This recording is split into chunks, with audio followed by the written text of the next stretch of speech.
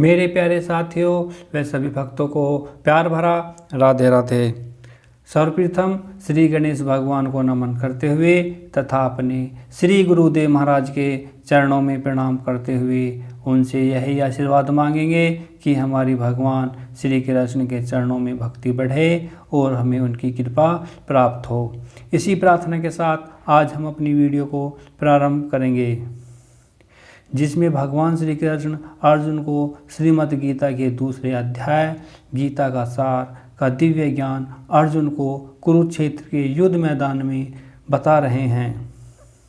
भगवान श्री कृष्ण ने अर्जुन से कहा, हे अर्जुन, इंद्रियां इतनी प्रबल तथा वेगवान हैं कि वे उस विवेकी पुरुष के मन को भी बलपूर्वक हर लेती हैं जो उन्हें वश में करने का प्रयत्न करता है। भगवान श्री कृष्ण अर्जुन को समझा रहे हैं कि अनेक विद्वान ऋषि, दार्शनिक तथा आध्यात्मवादी इंद्रियों को वश में करने का प्रयत्न करते हैं, किंतु उनमें से बड़ा योगी भी कभी कभी विचलित मन के कारण इंद्रिय भोगों में फंस जाता है। यहाँ तक कि विश्वामित्र जैसे महर्षि तथा पूर्ण योगी को भी मेनका के साथ विषय भोगों में प्रवृत्त होना पड़ा था। यद्यपि वे इंद्रिय निग्रह के लिए कठिन तपस्या तथा योग कर रहे थे। विश्व इतिहास में इसी तरह के अनेक दृष्टांत हैं। अतः पूर्णतः कृष्ण भावना भावित हुए बिना मन तथा इंद्रियों को वश में कर सकना अत्यंत कठिन है। मन को कृष्ण में लगाए बिना मनुष्य ऐसे भौतिक कार्यों को बंद नहीं कर सकता। परम साधु तथा भक्त यमुनाचार्य ने एक व्यवहारिक उदाहरण प्रस्तुत किया है।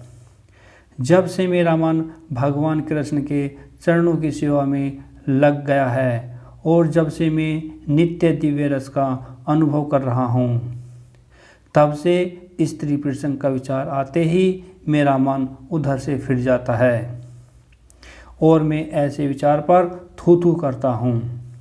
कृष्ण भावना अमृत इतना दिव्य सुंदर वस्तु है कि इसके प्रभाव से भौतिक भोग स्वतः नीरस हो जाते हैं।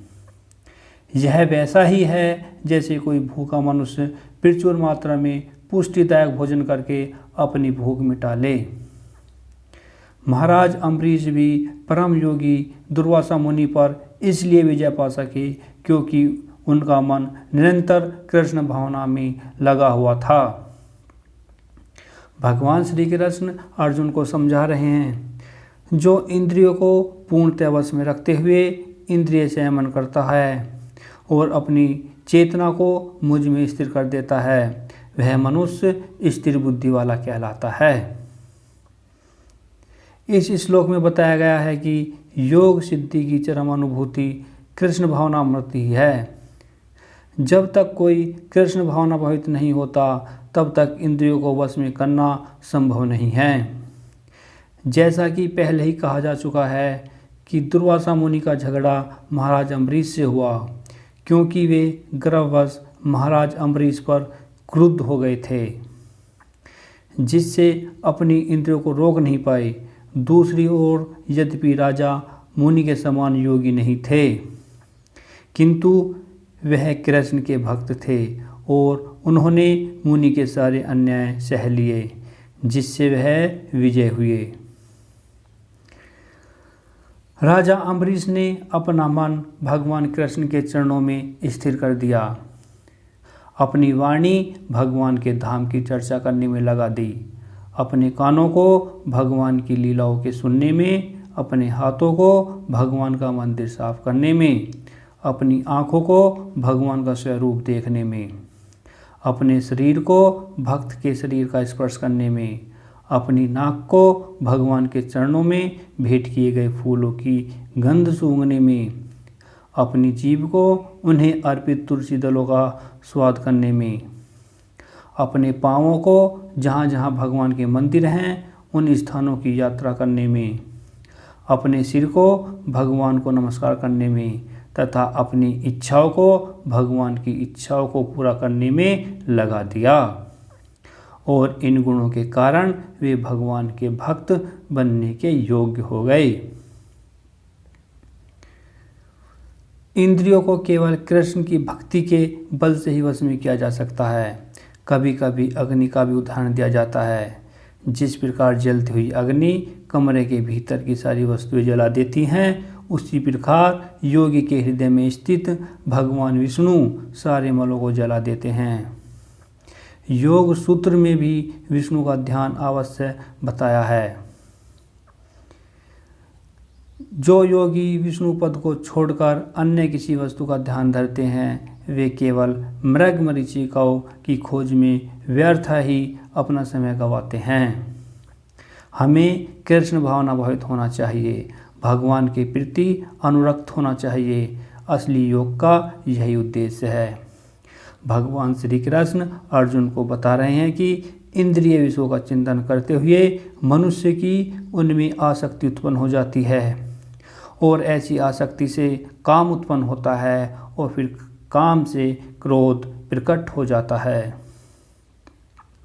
जो मनुष्य कृष्ण भावना भावित नहीं है, उसमें इंद्रिय विषयों के चिंतन से भौतिक इच्छा उत्पन्न होती हैं। इंद्रियों को किसी न किसी कार्य में लगे रहना चाहिए और यदि वे भगवान की दिव्य प्रेमा भक्ति में नहीं लगी रहेंगी तो वे निश्चय ही भौतिकतावाद में लगना चाहेंगी। इस भौतिक जगत में हर एक प्राणी इंद्रिय विषयों के अधीन है, यहाँ तक कि ब्रह्मा तथा शिव भी। तो स्वर्ग के अन्य देवताओं के विषय में क्या कहा जाए। इस संसार के जंजाल से निकलने का एकमात्र उपाय कृष्ण भावना भावित होना है। शिव ध्यान मग्न थे, किंतु जब पार्वती ने विषय भोग के लिए उन्हें उत्तेजित किया तो वे सहमत हो गए, जिसके फलस्वरूप कार्तिकेय का जन्म हुआ। इसी कारण तरुण भगवत भक्त हरिदास ठाकुर को माया देवी के अवतार ने मोहित करने का प्रयास किया, किंतु शुद्ध कृष्ण भक्ति के कारण वे इस कसौटी में खरे उतरे। जैसा कि यमुनाचार्य के उपरोक्त श्लोक में बताया जा चुका है, भगवान का एक निष्ठ भक्त भगवान की संगति के आध्यात्मिक सुख का स्वादन करने के कारण समस्त भौतिक इंद्रिय सुख को त्याग देता है।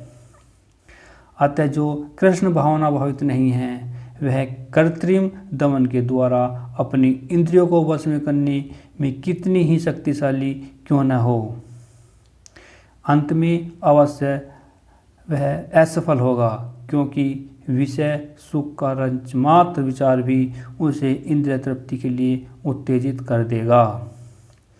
भगवान श्री कृष्ण अर्जुन को बता रहे हैं कि जो मनुष्य क्रोध से पूर्ण होते हैं और मोह से स्मरण शक्ति का उनका क्षय हो जाता है, जब स्मरण शक्ति भ्रमित हो जाती है तो बुद्धि नष्ट हो जाती है और बुद्धि नष्ट होने पर मनुष्य भावकूप में पुनः गिर जाता है। कृष्ण भावनामृत के विकास से मनुष्य जान सकता है कि प्रत्येक वस्तु का उपयोग भगवान की सेवा के लिए किया जाता है।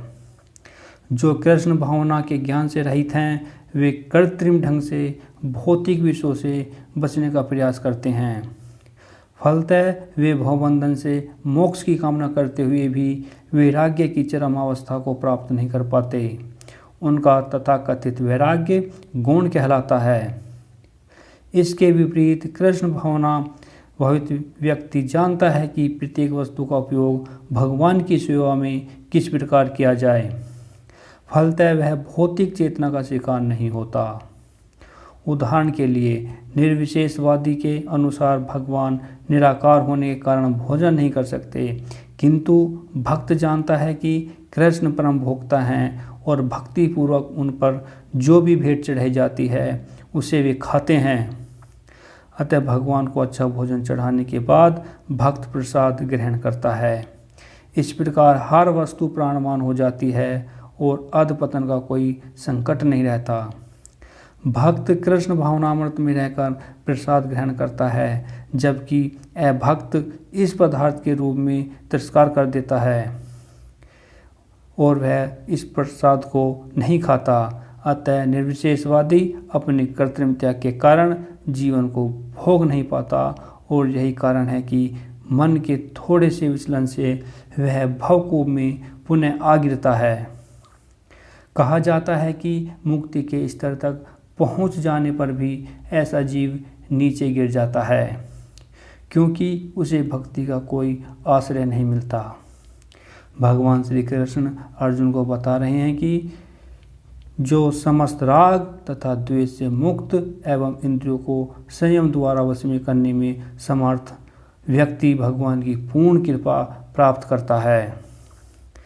भगवान श्री कृष्ण ने अर्जुन से कहा कि इस प्रकार से कृष्ण भावनामृत में तुष्ट व्यक्ति के लिए संसार के तीनों ताप नष्ट हो जाते हैं और ऐसी तुष्ट चेतना होने पर उसकी बुद्धि शीघ्र ही स्थिर हो जाती है। अतः मेरे प्यारे साथियों, आज के लिए बस इतना ही।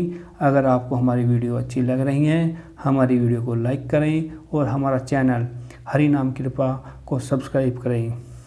आप सभी भक्तों को प्यार भरा राधे राधे।